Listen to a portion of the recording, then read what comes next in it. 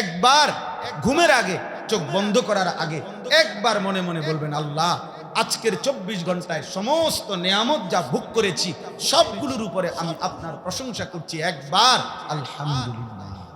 একবারই বলেন, একবারই বলেন, অল্পই শিখেন, এই জন্য দয়া করে ধীরে ধীরে আগাইতে হবে। মাকসাদ হলো দ্বীন শেখা, মাকসাদ হলো আখিরাত শেখা, মাকসাদ হলো নিজের কবর হাসর পরকালকে সুন্দর করা। আল্লাহ তাআলা আমাদেরকে তৌফিক দান করে, আল্লাহ তাআলা আমাদেরকে কবুল করে।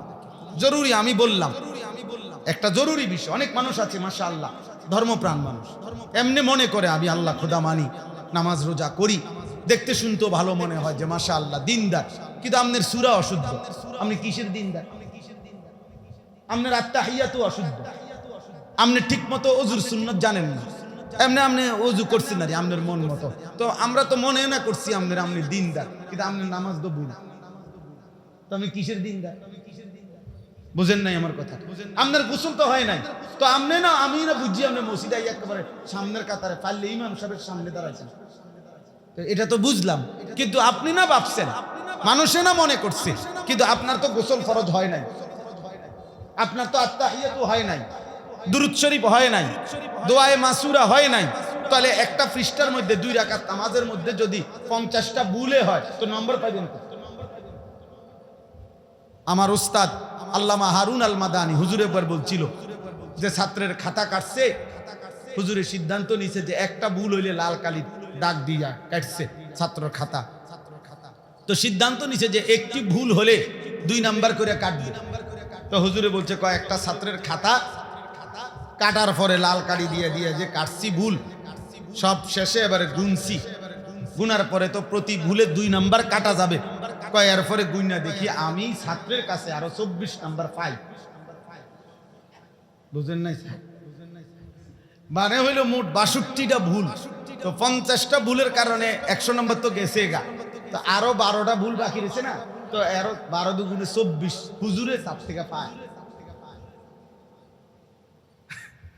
এখন বলে তুমি নম্বর পাইবা কই, তোমার থেকে আরো হুজুর পায়। শেষে তো ফেরেশতা হিসাব করে বলবে আল্লাহ আমি হেবড়ার থেকে আরো পাই। ওনার 2 রাকাত নামাজের নেকি দেমু কি, যে আমারে যে ন্যূনতম হিসাব দিয়েছেন ভুল কাটবার, এইটা দিয়া সারা কাইটা আমি আরো পাই। হ্যাঁ, এটা জরুরি। নিজেকে আলহামদুলিল্লাহ, আপনারা যারা মজলিসে আসেন আপনারা নিজেকে মনে করেন আপনি দিনদার, ভালো মানুষ, আল্লাহর দিকে আসছেন, আখিরাতের দিকে আসছেন, ওযু নামাজ করেন মাশাআল্লাহ। তো সেক্ষেত্রে আপনাদের গাফলতি তো ঠিক, আপনি ওযু ঠিক করবেন, নামাজ ঠিক করবেন, সূরা কেরাত ধীরে ধীরে করবেন, 3 মাসে ঠিক করেন, 6 মাসে ঠিক করেন। আমার খুলনার হযরত, আমি হযরতকে একবার বলছিলাম যে হযরত আমার কোরআন শরীফ ধারাবাহিক তেলাওয়াত করতে কষ্ট হয়, খতম শেষ করতে পারি না। বলছে মাওলানা না, খতমের নিয়তে তেলাওয়াত করবেন, প্রয়োজনে 1 পৃষ্ঠা পড়বেন, আধা পৃষ্ঠা পড়বেন, 2 পৃষ্ঠা পড়বেন, কিন্তু আগাইতে থাকবেন সামনে। আলহামদুলিল্লাহ শায়েখের এই কথা শুনে আমল করছি, দেখা গেছে 6 মাসে হোক 4 মাসে হোক কোরআন শরীফ খতম হয়েছে। তাহলে অল্পই হোক 1 পৃষ্ঠাই পড়ে, আধা পৃষ্ঠাই পড়ে, একদিন কোরআন শরীফ কি হবে? খতম হবে, দিন শেখা হবে। আপনি পারবেন, একদিন শুরু করেন আপনি সুবহানাকাল্লাহুম্মা থেকে, আপনি শুরু করেন আল্লাহু আকবার, আমার এটা আমি ঠিক করলাম, তো এবার এরপরে সুবহানাকাল্লাহুম্মা ওয়া বিহামদিকা, এবার এটা শুরু করে একটা একটা শব্দ, যে আজকে শুধু আমি সুবহানাকাল্লাহুম্মা সুবহানাকাল্লাহুম্মা, এটাই শিখেন। 3 দিন এটা শিখেন, 1 সপ্তাহ এটা ঠিক করে, একদিন 1 বছর পরে হলেও দেখবেন আপনার 2 রাকাত নামাজ শতভাগ শুদ্ধ হয়ে গেছে। আর নয়তো 30 বছর ভুলে থেকে যাবে, ভুলেই থেকে যাবে। আল্লাহ আমাদেরকে বুঝার তৌফিক দান করেন। এটা জরুরি বিষয়, জরুরি বিষয়, জরুরি বিষয়। 2 ইলম প্রত্যেকের জন্য ফরজে আইন, 2টি জিনিস শেখা। 1, যেই আমল সকলেই করতে হয় ওই আমলের ইলম অর্জন করা, মাসআলা জানা সবার জন্য ফরজ। নামাজ পড়তে হয় মুসলমানদের মধ্যে কয়জনকে বলেন? তাহলে নামাজের যাবতীয় মাসআলা, নামাজের জন্য সহায়ক ওযু গোসলের মাসআলা জানা প্রত্যেকের জন্য ফরজে আইন, ফরজে আইন। রোজা রাখতে হয় মুসলমানদের মধ্যে কয়জনকে? তো রোজার মাসআলা জানা সকলের জন্য ফরজে আইন, ফরজ সকলের। যেই আমল সকলেই করতে হয়, ওই আমলের ইলম অর্জন করা সবার জন্য ফরজে আইন। হযরত মাওলানা আব্দুল মালিক সাহেব, আমাদের বর্তমান খতিব সাহেব হুজুর এটা বলছেন। 2 নম্বর হলো উপার্জনের ক্ষেত্রে, জীবন চলার ক্ষেত্রে আমরা যখন যেই অবস্থার মুখোমুখি হই, যেমন আপনি ব্যবসা করবেন, উনি চাকরি করবে, উনি কৃষি কাজ করবে, যেই অবস্থার মুখোমুখি হয় উপার্জন কিংবা জীবন চলার পথে, ওই বিষয় সম্পর্কিত প্রয়োজন পরিমাণ মাসআলা জানা তার জন্য ফরজে আইন। বুঝেন নাই আমার কথাটা? আমার দেলোয়ার ভাই মুদি দোকানদার, তাহলে মুদি ব্যবসায়ী, আপনার জন্য মুদি দোকানের মাসআলা, এখানে আমার হালাল হারাম কি এটা জানা আমার জন্য কি ফরজে আইন। ফরজে আইন। আপনি অন্যগুলো না জানলেন, অন্যের মাসআলা অন্য জেনে নিবে, আপনারটা আপনি কি করে নিবেন? আপনি এখন মেয়ে বিয়ে দিবেন, আপনার জন্য আপনার মেয়ে বিয়ে সম্পর্কিত শরীয়তের মাসআলা জানা ফরজে আইন। আপনি এখন ছেলে বিয়ে করাবেন, আপনার জন্য ছেলে বিয়ে সম্পর্কিত মাসআলা জানা আপনার জন্য ফরজে আইন, এটা জরুরি। আপনি সফর করবেন, তো আপনার জন্য এই সফর সম্পর্কিত শরীয়তের বিষয় কি এটা জেনে নেওয়া জরুরি। হালাল হারাম, জায়েজ না জায়েজ, কমপক্ষে মোটা দাগে যেটা আমার আখিরাত বরবাদ করবে, যেটা আমার জাহান্নামে নিয়ে যাবে, ওর থেকে তো কমপক্ষে বেঁচে থাকা চাই। মুস্তাহাব না পারলেন, নফলটা না পারলেন, কিন্তু ফরজ যেটা, ওয়াজিব যেটা, সুন্নাতে মুআক্কাদা যেটা, এটা কি দরকার না? তাহলে এটা কখন শিখবেন? এক কথা, সব কথার এমসিকিউ, মানে এক উত্তর দিয়ে দিছে টিক মার্কের মতো। হুজুর আমরা তো জেনারেল মানুষ, তো বুঝেন তো, আমরা কে এত কিছু জানি পারি, একটা শুদ্ধ কথা কইয়া সেরা দিছে। আখিরাত বুঝি শুদ্ধ কথা চলবে? ফেরেশতা আমনে এই শুদ্ধ কথা বলি, শুদ্ধ ফিডা দিব ফেরেশতাও শুদ্ধ মারি দিব। এই সমস্ত মস্কারি করলে হবে, দ্বীন শিখতে হবে, প্রয়োজন পরিমাণ দ্বীন শেখা ফরজে আইন। আল্লাহ তাআলা আমাদেরকে তৌফিক দান করেন, আল্লাহ আমাদেরকে কবুল করে নেন। এই আয়াতের মধ্যে সংক্ষেপে, আর এটা শুধু তরজমা শুনাই, মূলত আমাদের নবী সাল্লাল্লাহু আলাইহি ওয়াসাল্লামকে মক্কার কাফেররা, কুরাইশরা নবীজি সাল্লাল্লাহু আলাইহি সাল্লামকে প্রতিনিয়ত বিরোধিতা করার জন্য নবীজিকে অনেক গালি দিত, নাউজুবিল্লাহ।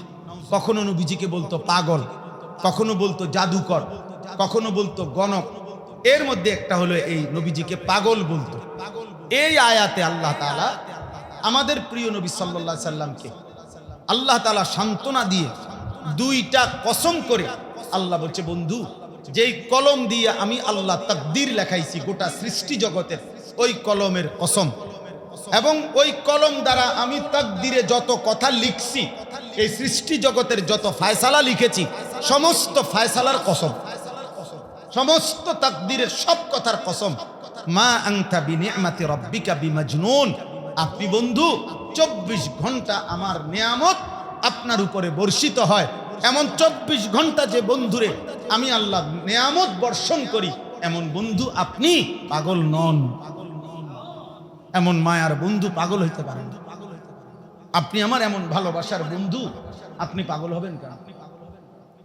তো যেন আল্লাহ নবী বলতেছেন, আল্লাহ তো ওরা যে বলে আমারে পাগল, তা আল্লাহ বলছে কোনো অসুবিধা নেই, ঘাবড়াবেন না, আপনি হতাশ হবেন না, আপনি মন খারাপ করবেন না।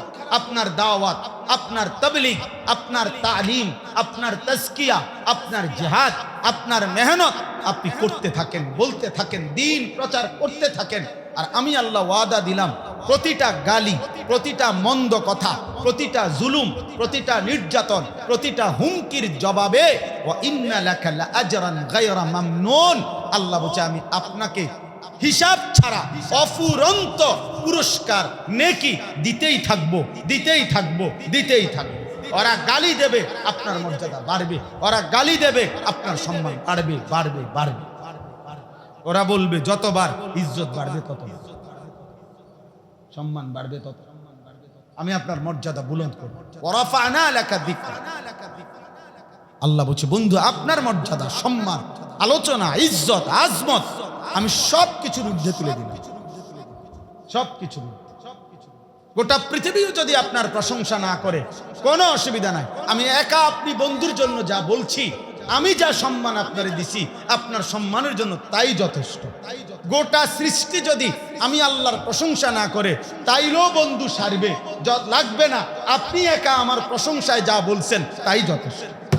মোহাম্মদ হামেদে হামদে খুদা বাস, খুদা মদহে আফরি মুস্তাফা বাস। আল্লাহর প্রশংসায় মোহাম্মদ একাই যথেষ্ট, মোহাম্মদের প্রশংসায় আল্লাহ একাই যথেষ্ট। মোহাম্মদ আস্তুমি খাহাম খুদারা, খুদায়া আস্তু হুব্বে মুস্তাফা। একাই যথেষ্ট। বন্ধুর প্রশংসায় আল্লাহই যথেষ্ট, আল্লাহর প্রশংসায় বন্ধুই কি। এরপরে আল্লাহ বলেন ওয়া ইন্নাকা লাআলা খুলুকিন আযীম। এটা হলো এই কথাটাই শেষ। আল্লাহ তাআলা বলছেন বন্ধু ওয়া ইন্নাকা লাআলা খুলুকিন আযীম, আমি বন্ধু ওয়াদা দিলাম আমি আপনার ব্যাপারে গোটা পৃথিবীবাসীকে কিয়ামত পর্যন্তের জন্য আমি আল্লাহ একটা চ্যালেঞ্জ করলাম। ওরা আপনারে পাগল বলে, গণক বলে, জাদুকর বলে, নির্বোধ বলে, বেওকুফ বলে, সব কিছুর জবাবে আমি আল্লাহ বললাম এই কায়নাতের গোটা সৃষ্টির সমস্ত উত্তম গুণ, শ্রেষ্ঠ চরিত্র, উত্তম আখলাক, সর্বশ্রেষ্ঠ মহান গুণাবলী, চরিত্রে, চেহারায়, আখলাকে, রূপে, গুণে, সব রূপে, সব গুণে, সব আঙ্গিকে আমি আল্লাহ সর্বশ্রেষ্ঠ সুমহান উত্তম চরিত্র দিয়ে, আখলাক দিয়ে, জীবন দিয়ে আমি আল্লাহ নিজ হাতে আপনাকে সাজিয়ে দিলাম। এবার আমি চ্যালেঞ্জ করলাম গোটা পৃথিবীবাসীর কাছে, গোটা পৃথিবীর কাছে বললাম যে তোমরা যে কেউ আমার বন্ধুর 63 বছরের প্রতি সেকেন্ড আমি আল্লাহ সাজিয়ে দিয়েছি। কোন পাও দিয়ে বন্ধু বাথরুমে ঢুকবে আমি ঠিক করে দিয়েছি, কোন পাও দিয়ে বের হবে আমি ঠিক করে দিয়েছি।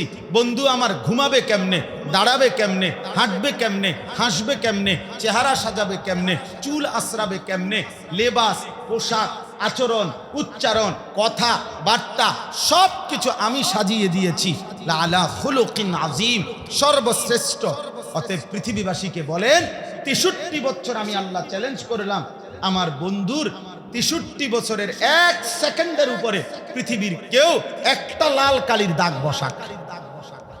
একটা সেকেন্ড, একটা নিঃশ্বাসের উপরে বলেন একটা দাগ বসাইতে, যে মুহাম্মদের এই আচরণটা, এই সেকেন্ডের এই আচরণটি সুন্দর হয় না।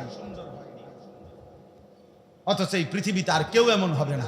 কোন মানুষ যদি সিদ্ধান্ত নেয় কারো বিরোধিতা করা, আমি যদি সিদ্ধান্ত নেই আপনার বিরোধিতা করা, তাহলে আপনি প্রত্যেক কথায় দোষ দিতে পারবেন। মিয়া এমনি চাইয়া রয়েছেন, এটা একটা কথা হইল, এবার উনি মাথা নোয়ায় রাখছে, মাথা একটা নিচের দিকে হালাই দিচ্ছেন। মিয়া ও মা কি এবার চাইছে আর কয় আপনি চাইয়া রয়েছেন, মাথা নিচের দিকে দিচ্ছে আর মাথা নিচের দিকে, এবার একটু সইরা বসে এত লরেন সরেন কেন, সোজা না এবার সোজা হইয়া বসে রয়েছে। এবার বলছে একবারে কি তারের মতো সোজা, দেখি মেশিন নি। তাহলে এই যে আরে বাবা কোনো কিছুতে আর কি নাই, শান্তি নেই। তাহলে দুনিয়া কাউ যদি সিদ্ধান্ত নেয় কারো বিরোধিতা করবে, তাইলে সে কদম কদম কি করতে পারবে। তো আল্লাহ বলছে তোরা বেটা সিদ্ধান্ত নে আমার বন্ধুর বিরোধিতা করবি, এই সিদ্ধান্ত নিয়ে 63 বছরের ভিতরে একটা লাল কালির দাগ বসা। এই হাসিটা সুন্দর হয় নাই, এই কথাটা সুন্দর হয় নাই, এই খাবারটা সুন্দর হয় নাই। আল্লাহ আমাদেরকে হেফাজত করেন। রাসূলুল্লাহ সাল্লাল্লাহু আলাইহি ওয়াসাল্লামের আখলাকের গুণে আমাদেরকে আল্লাহ তাআলা সুন্নাতের গুণে গড়ে উঠবার তৌফিক দান করেন।